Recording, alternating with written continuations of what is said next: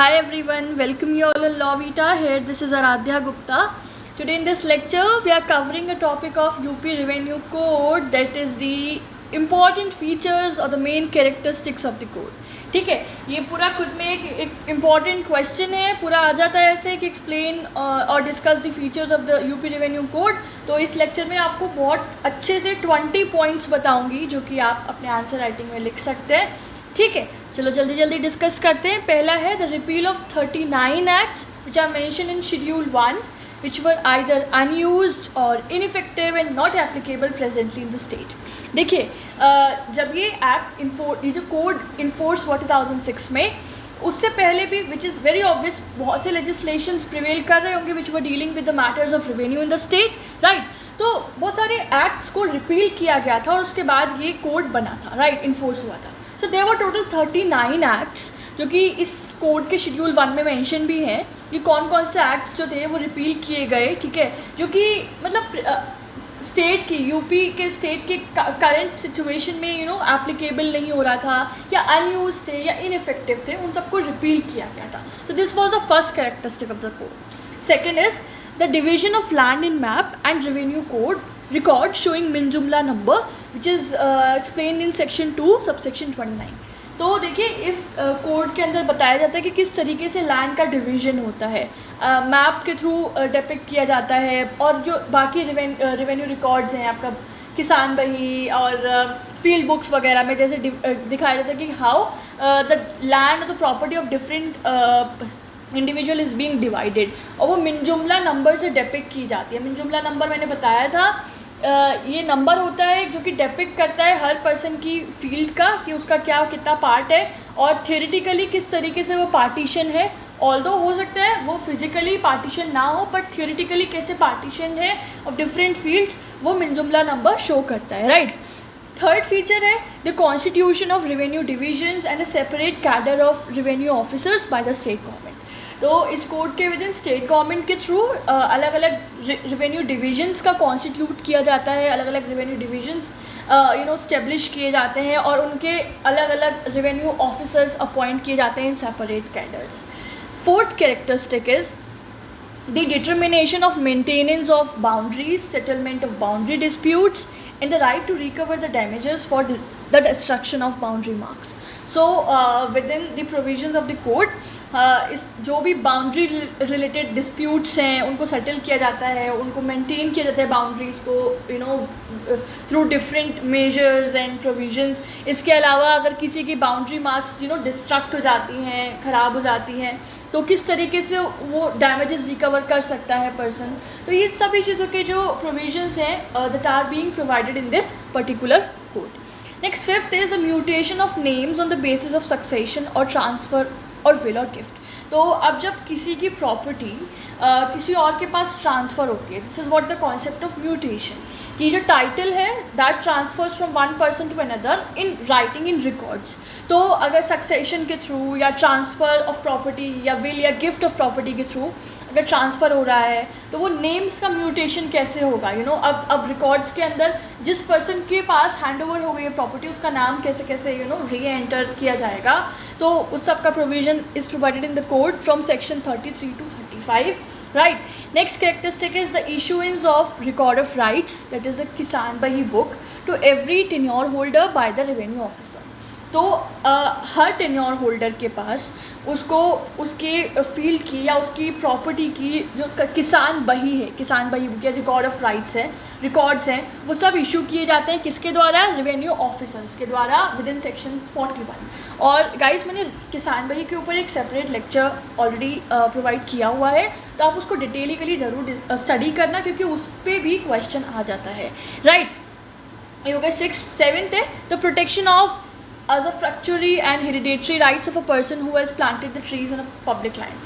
तो कई बार क्या होता है, कुछ लोग जो हैं एक पब्लिक लैंड पे अपनी मेहनत से ट्रीज़ वगैरह प्लांट करते हैं. तो अब उन्होंने तो मेहनत किया, अपना टाइम दिया एंड एवरीथिंग, तो अब ऐसा तो नहीं है कि now they will be thrown out of the land और उनका उस पर कोई हक नहीं होगा या they can not gain anything. तो उनके क्या क्या हेरिडेटरी राइट्स हैं, उनको किस तरीके से प्रोटेक्ट किया जाएगा, राइट. या फिर किस तरीके से वो उस लैंड को या उन्होंने जो भी उगाया है प्लांट्स और अदर थिंग्स उसको कैसे इंजॉय कर सकते हैं, उन सभी चीज़ों के राइट्स को प्रोटेक्शन भी इस कोड के अंदर किया गया है through the provisions, right. 8th is the settlement of abadi sites in favor of SCs, ST और OBC whose house are existing on the date of enforcement of UP Revenue Code। तो आबादी sites कौन सी होती हैं? Village areas में, village lands में residential purpose के लिए कंस्ट्रक्शन करा जाता है जहाँ पे दैट इज़ नोन एज आबादी साइट्स। तो specifically for SCs, STs and OBCs उन लोगों के फेवर में और उन लोगों के लिए सेटलमेंट्स किए जाएँ इन दी आबादी साइट्स। सो इसका प्रोविज़न भी is provided in this particular code. Next, the non-transferable rights of भूमिधर shall acquire the भूमिधर rights after 5 years। हमने सेक्शन 76 में ये पढ़ा भी अपने लेक्चर्स में कि किस तरीके से जो भूमिधर, वो वाले भूमिधर होते हैं इनके पास ट्रांसफरेबल राइट्स नहीं होते हैं, but after the completion of 5-year time period वो भूमिधर के राइट्स भी अक्वायर कर लेते हैं। So this is also one of the characteristic of this code, right. Section 76 पढ़ना और इसका डिटेल एक लेक्चर भी अवेलेबल है। प्लेलिस्ट देखना आप लोग यूपी लैंड लॉ का, ठीक है, चैनल पे जाके प्लेलिस्ट देखना यूपी रेवेन्यू कोड और उसमें आपको सारे लेक्चर्स मिलेंगे and every lecture is equally important. Her lecture पे एक फुल फ्लेज क्वेश्चन बनता है। Okay, next, every bhumidhar has a right to use of land and get the declaration of residential, commercial or industrial purpose from competent authority provided in section 80। तो ये बोल रहे हैं कि हर जो भी भूमिधर्स के राइट है उनके लैंड का यूज़ करने का, ठीक है, या जो भी उनकी आइदर वो उनका इंडस्ट्रियल पर्पसेस के लिए यूज़ करें, रेजिडेंशियल के लिए या कमर्शियल पर्पसेस के लिए, तो उन सब के राइट्स को कैसे प्रोटेक्शन मिलेगा, या कोई भी किसी भी तरीके का इशूएंस चाहिए या किसी भी तरीके की लाइसेंसेस चाहिए या प्रोटेक्शन चाहिए। So there is a competent authority SDO, so who gives the protection to the rights of every bhumidhar, जो कि सेक्शन 80 में प्रोवाइडेड है, right. Next is the persons who are belonging to SC और ST category has a right to transfer the land in favour of non SC और ST and his holding seeking prior permission from the collector, right. इसमें ये भी एक provision है, एक characteristic है कि कोई भी पर्सन जो कि SC और ST कैटेगरी से बिलोंग करता है एंड अगर वो अपनी लैंड को ट्रांसफ़र करना चाहता है किसी नॉन SC ST पर्सन को, सो ही कैन डू सो, पर उसके लिए उसको प्रायर परमिशन लेना होगा from the collector of that area, right. So this is one of the characteristic within the UP revenue code. Next है the protection of rights of unmarried daughters and the third gender issues in succession, right, so which are being dealt in section 108, 109 and 110। तो देखिए कहीं ना कहीं इन सारे provisions के through we get to know that ये जो कोड इन्फोर्स किया गया after repealing of many prior acts, इसमें था कि जो भी प्रेजेंट इश्यूज फेस किए जा रहे हैं उन सभी को सॉर्ट आउट किया जाए। यहाँ पे डिफरेंट लोगों के जो राइट्स हिंडर हो रहे हैं उनको प्रोटेक्शन इंश्योर की जाए, उस पर्पज़ से ये कोड जो है वो इन्फोर्स किया गया था, राइट। तो यहाँ पे नेक्स्ट पॉइंट कितना अच्छा है कि जो भी अनमैरिड डॉटर्स हैं उनके क्या प्रॉपर्टी में राइट्स हैं वो उनको पता चले, उनको कैसे प्रोटेक्शन मिलता है इस कोड के within, plus also the rights of all the third gender issues related to succession से रिलेटेड जो भी थर्ड जेंडर पर्सनस हैं, ठीक है, ट्रांसजेंडर्स हैं, उनके जो भी इशूज़ हैं उनको उनके जो भी राइट्स हैं उसको भी प्रोटेक्शन इंश्योर किया जाता है within the sections enumerated here 108, 9 and 10, right. Next 13 says that murderer is disqualified from inheritance।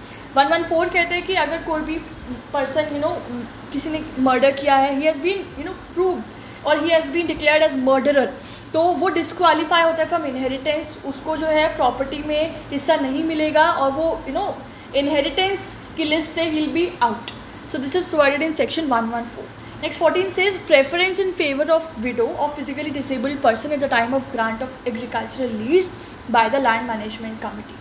agricultural lease क्या होता है? एक तरीके का agreement होता है between the lessor means the property owner and the lessee कि वो particular farm land agriculture purposes के लिए तो फार्म लैंड हुआ, फार्म लैंड को किस तरीके से यूज़ करेंगे, कितने टेन्योर के लिए यूज़ करेंगे, तो वो उसके पर्टिकुलर यूज़ के लिए और टाइम पीरियड सब फिक्स करके एग्रीमेंट में वो उस एक पर्सन लेसी जिसे बोलते हैं उसको दे दी जाती है। एग्रीकल्चर लीज होता है ये कि इतने टाइम के लिए और इतने इस यूज़ के लिए तुमको ये लैंड दी जा रही है, ठीक है। तो ये हो रहा है कि अगर जब भी जो लैंड मैनेजमेंट कमिटी है वो एग्रीकल्चर लीज ग्रांट करेगा तो उसमें एक प्रेफरेंस दी जाएगी विडो को और जो भी फिज़िकली डिसेबल्ड पर्सनस हैं, ठीक है। तो आप देख सकते हैं हर एक डिफरेंट पॉइंट में अलग अलग सेक्शन ऑफ सोसाइटी के लोगों का प्रोटेक्शन इंश्योर किया गया है within this code in terms of the matters related to land and revenue, right.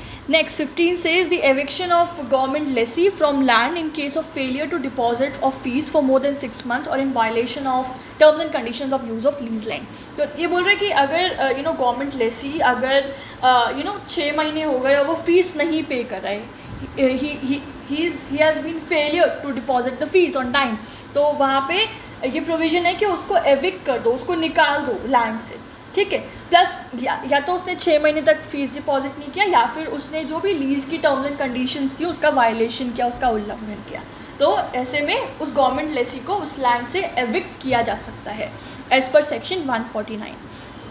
16 says no arrest of senior citizen of women और माइनर और armed personal of union in service for the recovery of land revenue up to 50,000, कि जो भी अगर land revenue recover करना है 50,000 तक का, नॉट मोर देन 50,000 के विद इन, अगर जो भी लैंड रेवेन्यू रिकवर करना है और अगर वो नहीं पे कर पा रहा है वॉट एवर द रीजन्स, और रिकवरी के पर्पज़ से आप सीनियर सिटीज़न को या वुमेन को या माइनर को या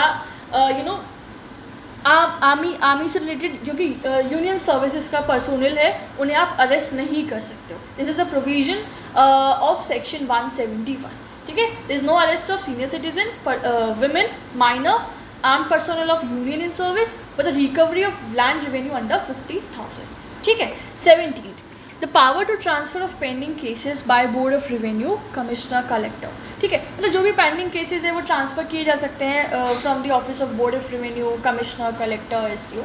this is in section 212। 18 says the determination of revenue disputes under summary proceedings. अच्छा, समरी प्रोसीडिंग्स क्या होती है? पहली बात तो समरी प्रोसीडिंग्स सिविल प्रोसीडिंग भी हो सकती है और क्रिमिनल प्रोसीडिंग भी हो सकती है।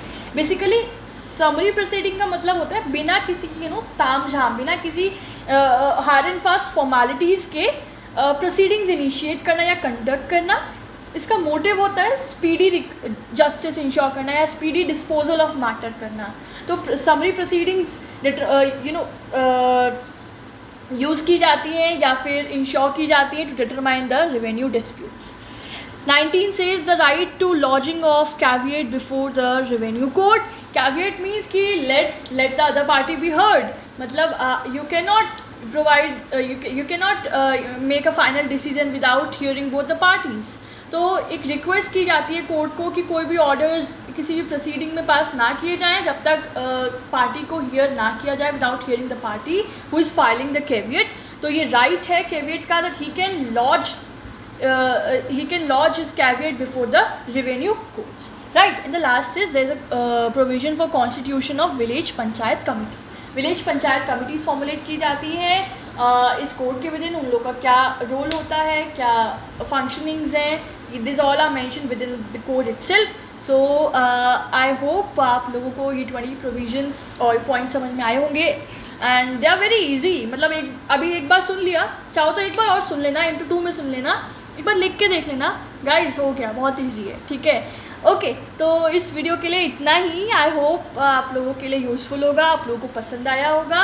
और आगे के लेक्चर्स के लिए क्या करना है, चैनल को सब्सक्राइब करना है, फ्रेंड्स के साथ शेयर भी कर देना, प्लस अपने कमेंट्स में बताओ मुझे कि आप लोगों को लेक्चर कितना हेल्पफुल रहा, ठीक है। और इस सब्जेक्ट के या किसी भी और सब्जेक्ट के नोट्स PDF के लिए आप हमारे ईमेल ID या फिर हमारे इंस्टाग्राम पेज पे कांटेक्ट करो, दोनों के ही डिटेल्स डिस्क्रिप्शन बॉक्स में प्रोवाइड किए हुए हैं, ठीक है। तो उसकी फर्दर इन्फॉर्मेशन मैं आपको उस प्लेटफॉर्म्स में दूँगी, ठीक है।